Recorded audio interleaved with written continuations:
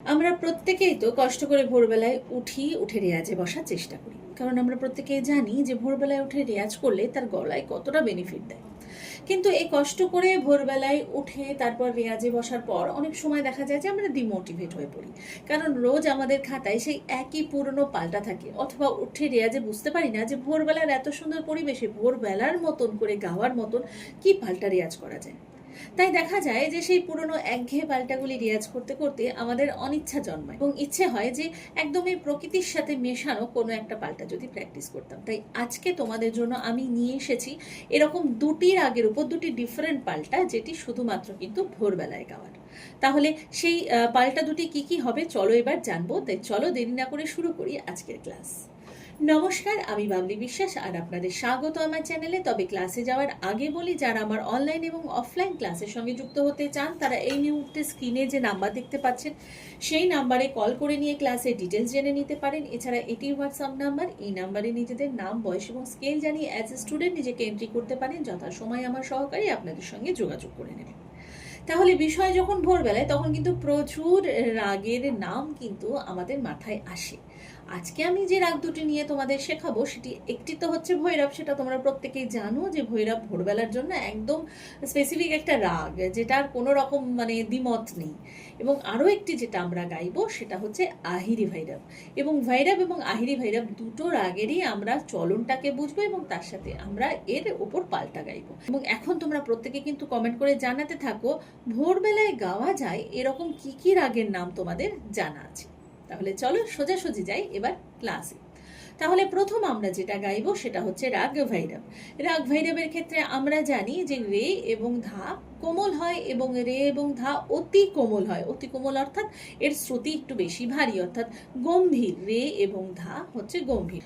আরোহ অবরোহ যদিও তোমাদের প্রত্যেকের হয়তো জানা, তবু আমি একবার গেয়ে দিয়ে তারপর যাচ্ছি পাল্টাতে। সা রে গা মা পা ধা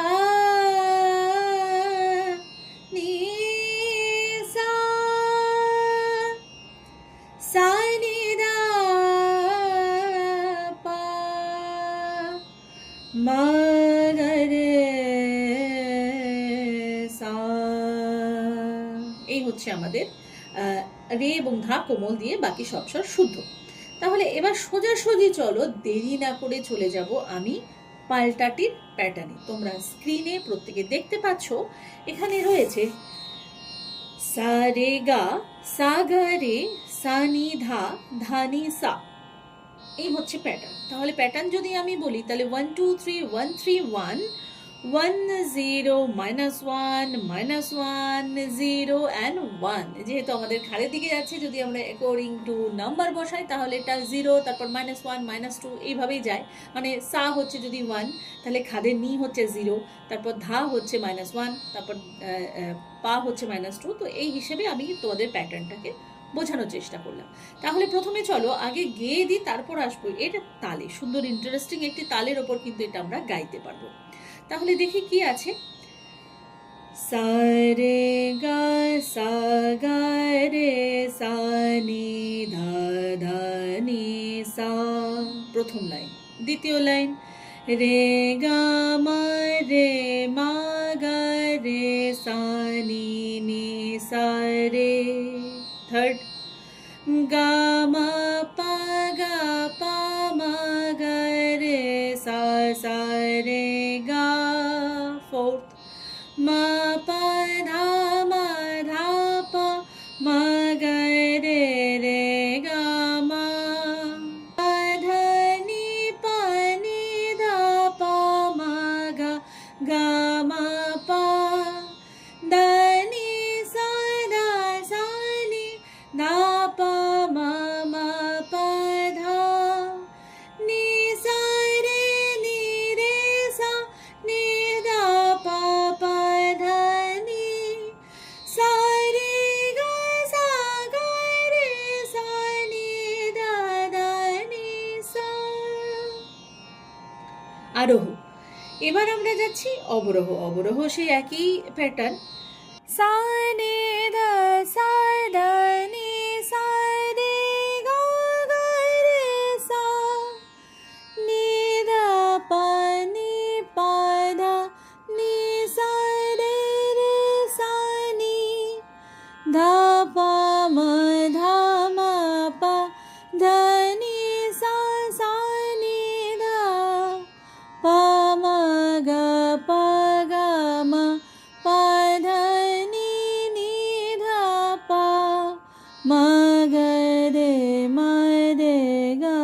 मा पा धा धा पा मा ग रे सा ग सा रे ग म पा पा मा ग रे सा नी सा रे ग म ग रे सा नी सा ध नी सा रे गा রে সা। তালে আমরা কি তাল যেতে পারি? তোমরা অনেকেই বলবে যে এটা আমরা দাদরায় গাইতে পারি, এবং অবশ্যই তোমরা ভুলও বলছো না, দাদরায় গাওয়াই যেতে পারে। তবে আমি বলি কি, এটা তোমরা একতালের উপর গাও, কারণ একতালেরও 3 মাত্রা ছন্দ, গাইতে ভালো লাগবে, এবং অবশ্যই একতালের অভ্যেসটাও এর সাথে সাথে হয়ে যাবে, কারণ দেখো তুলনায় দাদরা অনেক সহজ তাল। তো একতাল প্র্যাকটিস করো। তাহলে চলো একতাল আমরা, দেখো বাজনা শুরু হয়েছে, তো দেখো তবলা শুরু হলো, ধিন ধিন ধা ধাগে তুন্না কত্তে টে ধাগি তেরে কেটে ধিন ধিন ধিন ধা ধাগে তুন্না কত্তে টে ধাগি তেরে কেটে ধিন सा रे गा रे सा नी धा ध नी सा रे गा म रे मा ग रे सा नी सा रे गा म पा गा पा म ग रे सा रे गा म पा धा पा म ग रे रे गा म पा ध नी पा नी धा पा म ग गा म पा ध नी सा नी धा पा म पा ध नी सा रे सा नी धा पा पा ध नी सा रे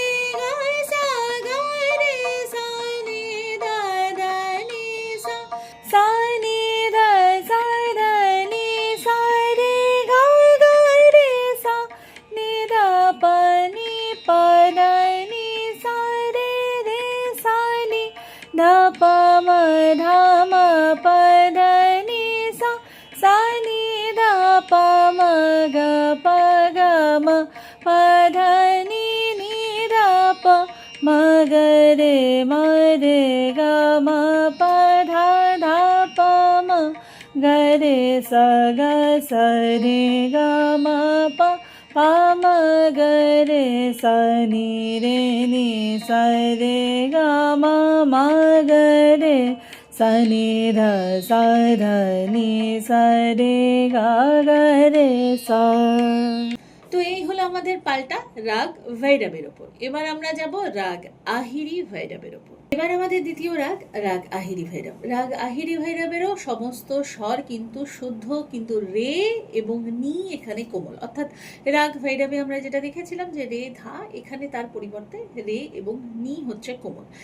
তো এর সাথে আরো একটা কথা বলি, হয়তো দেখা যাচ্ছে যে যদি তোমরা তানপুরায় প্র্যাকটিস করো, তাহলে হতে পারে যে রাগ ভৈরবের সাথে সাথে যখন রাগ আহিরি ভৈরবের এই পাল্টাটি প্র্যাকটিস করছো, তো সুর লাগাতে একটু অসুবিধা ফিল হতে পারে, কারণ যেহেতু রাগ ভৈরবে যে ভারীপান থাকে সেটা মাথার মধ্যে ঢুকে থাকে, তো চট করে হয়তো শিফট হতে চাইবে না ব্রেন। হতে পারে যে বারবার শুদ্ধ ধায়ের পরিবর্তে কোমল ধায়ের সুর চলে আসছে।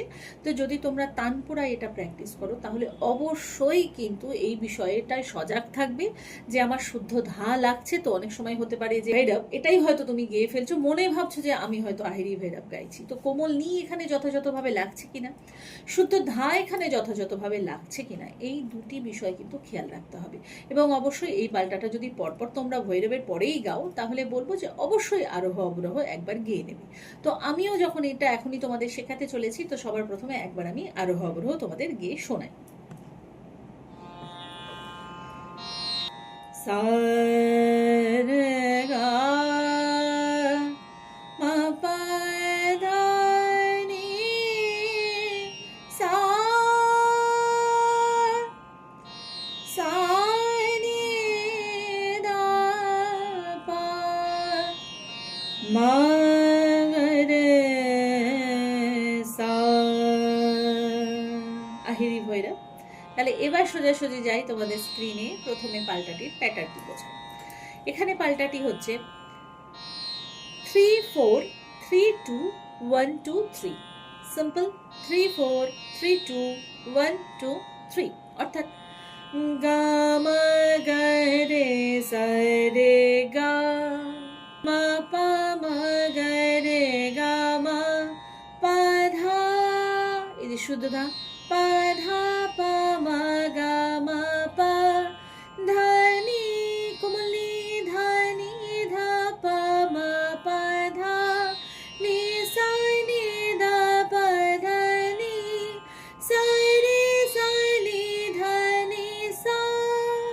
অবরোহ সা নি ধা দা পা দা নি সা নি ধা পা মা পা ধা নি ধা পা মা গা মা পা ধা পা মা গা রে গা মা পা মা গা রে সা রে গা মা গা রে সা নি সা রে গা রে সা।